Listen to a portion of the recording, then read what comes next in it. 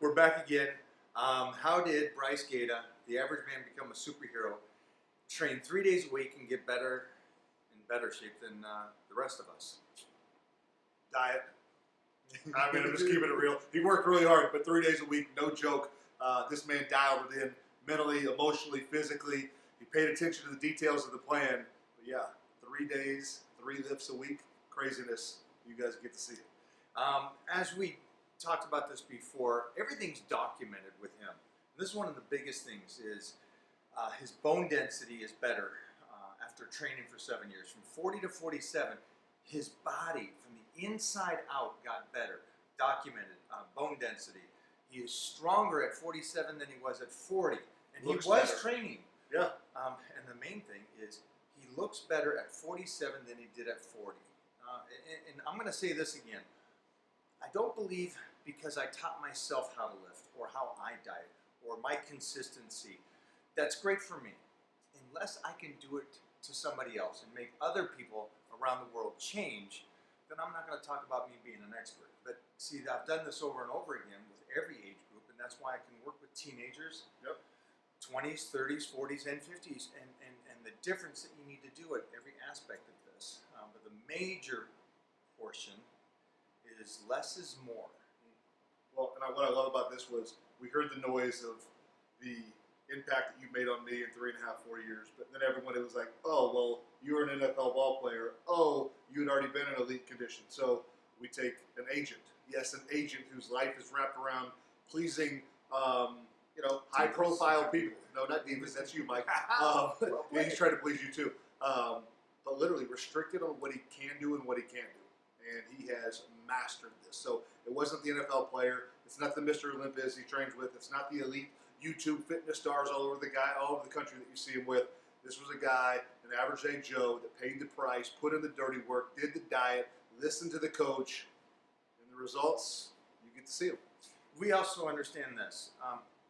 This is mind-blowing to people. I did the Titan Challenge, and I took average people and made them in incredible shape, and the internet blew up saying this is false, this isn't real.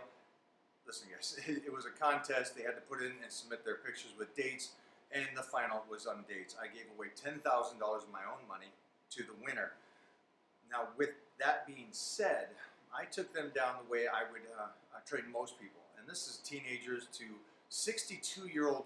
We had a 62-year-old woman, a grandmother, that got in incredible shape. We had every age group. Now, I'm going to separate that on what I did with them and jump it down even something that's mind-blowing that nobody's going to believe, and that's why we documented blood work, body scans, the whole process to show you that he was not on drugs, any kind of steroids. I know that was a huge one. Well, he couldn't do this naturally. He did. And he's 47, which you guys know, and you guys can continue to talk about, is, oh, you don't get better after 30, 35, unless you're on drugs. Again, documented. And I'm sorry about this, guys, but it is possible to do what Brice did if you do it right. Yeah. Well, can I talk about the DEXA scan? Because we've all gone to the gyms and they put us on those little things and we squeeze the handle and then it tells us some number. Here's the thing about those things, and I don't know who makes that brand of body fat and how much water you're carrying. I saw Reggie Bush. Yes, the lean, ripped, shredded Reggie Bush from the NFL. That thing calculated him at 16% body fat. So don't trust that. But what we did with Brice with his DEXA scan. So you hear Mike talking about the bone density, how much fat was lost, how much muscle was gained, how much muscle was kept, even though there's a dieting down process. And so we have taken these results off of the best test possible. So it's not something that you see in the machine or in the gym that doesn't really give you an equal number every single time. This is something that has been dialed in perfect. The blood results are there for you. The fat loss is there. It's all there. There's no cookie cutter way to get around this. Facts are facts. Proof's in the pudding. He put in the work. He put in the plan, and it came together in almost perfection. We do have one more video that's going to top all this off, and that's going to be talking about the nutrition aspect of this. But I will tell you this, you're going to want to see it because this is going to blow your mind. The final 8 weeks of his diet out of the 12 weeks, he went from 19% body fat to 9.3.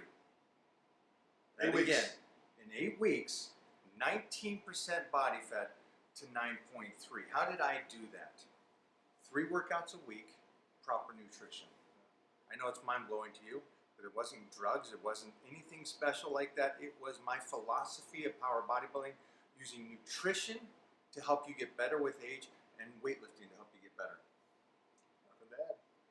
Let's go. One movement. Go. Again. Go. Go.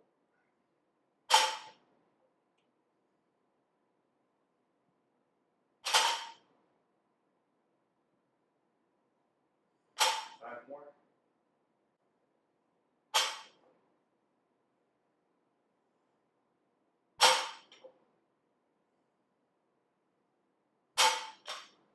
Back down, relax for a second. We just did basic deadlifts. Yep. This is his staple for the back, also some leg development, some shoulder development, those mid-rhomboids, lower back, and again, keeping the body healthy, in position, and lined up. Can I say fat burning as well too? Mike Yeah. talks a lot about central nervous system training. You know, when you get even a lightweight that you take for max reps or a heavyweight that you're really having to grunt and grit through, what it forces the body to do, you'll notice that sweat start come on you, but it really, the hormone release in a male's body is extremely important, and you can force that release through heavy weights or a max effort set. And so deadlifts is just one of those deals, man, where if you're wanting to get in shape, you want to put that back together, get some leg development, core development, it is your lift to go to. Yeah, and he said, men, it's both, men and women. The nervous system is a different style of lifting. It really does fire up everything and really gets that sweat going. And again, this is a principle I of just mine. couldn't speak to the women. I would just leave that to Mike. So Mona is somebody that does this, and we'll show you her deadlifting as well. But one of the main things here is this is called the main lift, the man lift, as they say. Even though me and Mona, who's the real boss of the house, does this. So staple, body together, good development, great muscles, full body. It's one of the best exercises in the world, if done properly. Yep. Again, I've heard a lot about deadlifts are bad for you, or they thicken your waist, or squats thicken your hips. It doesn't happen. does this waist look thick? Don't look at mine.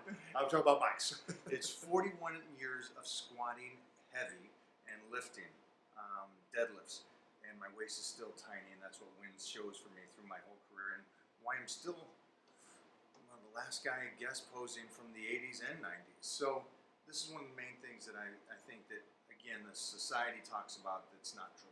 Yeah. Is now a good time to discuss the rib removal surgery for the tiny waist? No, we'll keep that a secret and let them keep believing that. Okay, sorry. There you go. And begin. 10 reps.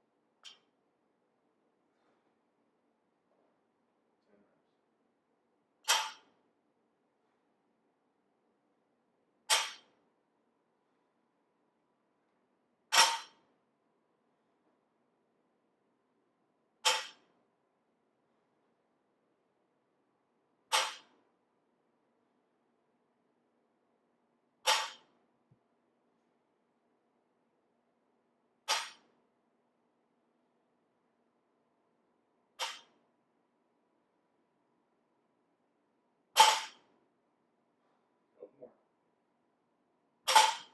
One more. Great. Relax. All right, sumo deadlift. Full transparency, I don't know a lot about this. I hear that if you're tall, this might benefit you. So I'm going to turn this over to the coach, the mastermind. He loves being called the mastermind. Mike OHearn, sumo deads, give it to us. So it's actually leg length, not height. Oh, I don't have either, so we're good. So sumo deadlifts are great for guys that have really long legs, because what happens is when they're trying to do conventional, they have such a short torso that it is just basically turned into a straight leg deadlift. Gotcha. So sumos were developed in a great way to still lift it from the ground up, full body, but for the longer leg guys. Now, even that being said, I think it is a essential exercise for women, for athletes. It is for you guys that really are scared of deadlifts. It is safer for the lower back. You're not in a lockdown front position to where you're putting all the pressure on the lower back. You're basically, again, kicked underneath. Your hips are underneath, and it's more of a straight up lift. It's a really great exercise, and it's probably my favorite exercise in the world. The target difference, I'm thinking about conventional to sumo, the different stress and strain on the hamstring and glutes for more of that plie stance. So I noticed you isolated athletes and women. Why the importance of the sumo specifically for those two groups? Because I think if you say deadlifts, those are the two groups that would stay away from it. I got you. Which is interesting because most NFL, college, Never high did a school, deadlift before I met Michael Hearn, which honestly shocks a lot of people. You did a deadlift in the NFL or in the SEC or in high school? Answer is no.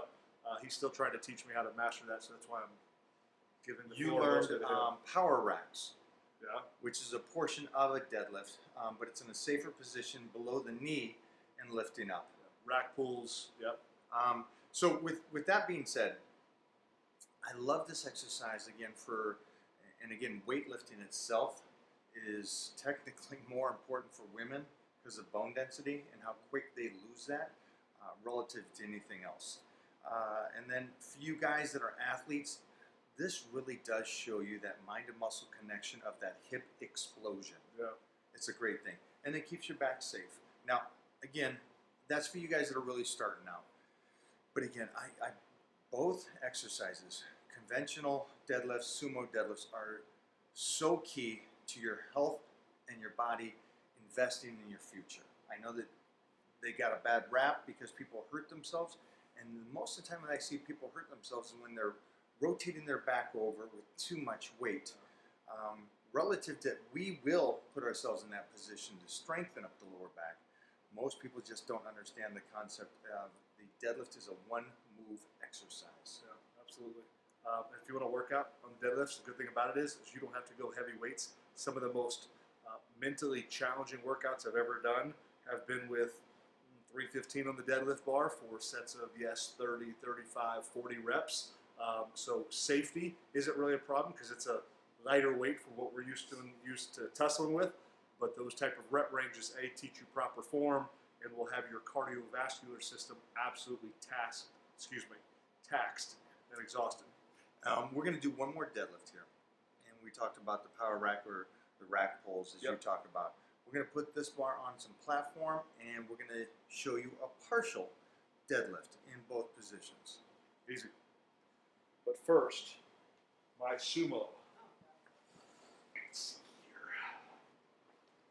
Tell me if I got this right, Brice. Come in closer. Just stand in the back.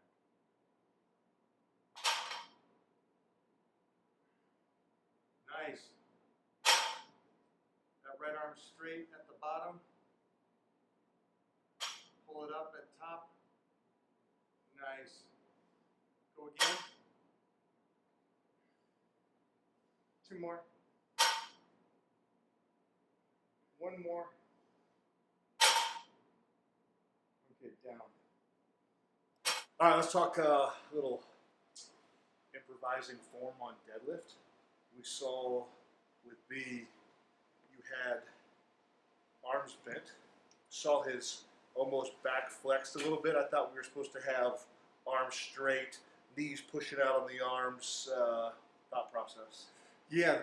Well, here's the great thing about power racks is you can go extremely heavy on this, and it's a great exercise. If you are powerlifting, this is definitely an exercise you want to overload. And you as an athlete, you did this. And again, it's coming from below the knee, but your back is in a safe position, so you can really put on an actual 100 pounds, whatever your deadlift is. If it's 500, you could probably do 600 on this. Yep. So the one aspect that I had to come up with is is that beneficial to everybody else outside of the powerlifting world? I don't think so. So what is beneficial? Well, let's use a good amount of weight to where you're not going to hurt yourself. Take a little bit of what Dorian Yates did with the bent over row and create my own lifts off of a power rack. Off of what we're doing here today is that lift where you're pulling from the knees, coming up, and then isolating back. So you're actually doing a great, safer bent over row with a heavy amount of weight. And again, still hitting the nervous system because it's more weight than you can do a bent over row with. But you're still in a safe position where you're not hurting your lower back. Make sure you didn't confuse, talking about a rack pull, he said that's what you can do 100 pounds more than your traditional deadlift. He's not talking about his variation of if you're a 500-pound deadlifter, taking that 600 on the rack pull and then still tucking and squeezing like he's coaching. But it will be a weight that is more than you can bend over row traditionally, and probably less than your max deadlift that you can control and put those elbows back in place to isolate that back. I can actually give you an example. I did a deadlift marathon basically with Mark Bell, a slingshot. And he brought some guys down, and he brought down a kid, great kid, young, in the 20s, early 20s, deadlifting well over 700 pounds. So I had him do my style of deadlifts. He couldn't even get up to 400 pounds that way. It was that different. Yeah. So we're talking about an elite lifter that's deadlifting well over 700, couldn't even do 400. He felt 315 was his max. So for you guys out there, maybe 135 is it. 225. I'm telling you, this exercise is a life changer because you're actually strengthening up your body so much from doing this and incorporating the deadlifts. So it's just it's a win-win. What I realized, the more you can control lift, the stronger you'll get on that lift. So Mike has literally for the last year fought with me to take all types of speed and momentum out of every lift and to be very, very mind-focused on actually pulling and pushing with the right muscles. When again, you'll watch your deadlift, all your lifts, when you take the techniques and the coaching and the detailed plan, implement them. Yeah, you might go backwards to go forward, but take the time to go backwards on your weight to kind of tap into what he's teaching and then watch the strength gains come running your way. You know, here's me asking you a question. I think you'd be a Don't make it hard. perfect. No, I think you're an expert at this situation. So we've been in gyms our whole lives. And we've talked about this before, and we were just on stage last week, and we weren't even in each other's rooms when you spoke and I spoke. But we spoke about the same thing at 13, 14 years old. Now, let's think about our young 20s and how we trained. I mean, balls to the wall, gritting, hard, momentum, anything we can to be elite. And I understand at that stage, for all of you, I understand that and 100% support that. Then the career is over. In the sense of the football career is over. Yep. So now, do you train the same or should you change? Both. And that's probably only because I'm stubborn. It might be wiser for me to go completely to the power bodybuilding mindset. There's still something in me that's probably a little egotistical that still wants to run and jump, and I want to do the box squats with Mike, but then I want to go do the plyo box jump after. But the more I'm listening, the more I'm starting to understand that the body has to be treated well if I want it to operate well into my 50s. I am starting to shift the mindset more to lack of explosive power, still doing it periodically to keep that somewhat fine-tuned, but understanding the limitations of a 40-year-old body that might look like a 70-year-old body because of 10 years of the NFL. So I am gradually coming around to the probably wiser, more intelligent way of keeping muscle and building muscle. I'm actually okay with what you do. And I always talk about this. Whatever they want to do exercise-wise, they'll continue to do. Yeah. If I force them to do one position one way, they probably won't stay with it. Yeah. If you like CrossFit, that's great. Implement what I'm teaching into those periodically. I don't want you to have the mindset of this. you lift heavy one way, you get one injury, you go, okay, this is the worst thing I can do. I'm going to go lightweight and tons of reps. And that's society. Right. That's I'm getting older. I'm getting older. I understand you're getting older, but there's a way that make your body stronger as you get older. And that's what I want you to implement in. I don't want to stop you from being you. Right. But I am going to ask you a certain amount of time during the day to put that money away for the future. Yeah. Now go spend it, go have fun, but at the same time, a couple times a week, invest. And that's my principles of power bodybuilding is give me the best you can, enjoy it at the same time, but still invest in your future.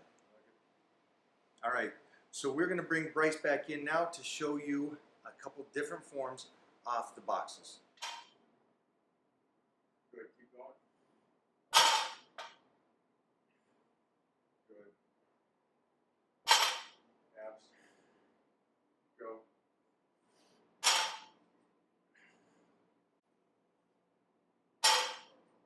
Nice, baby.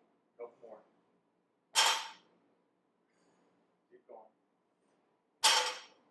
One more.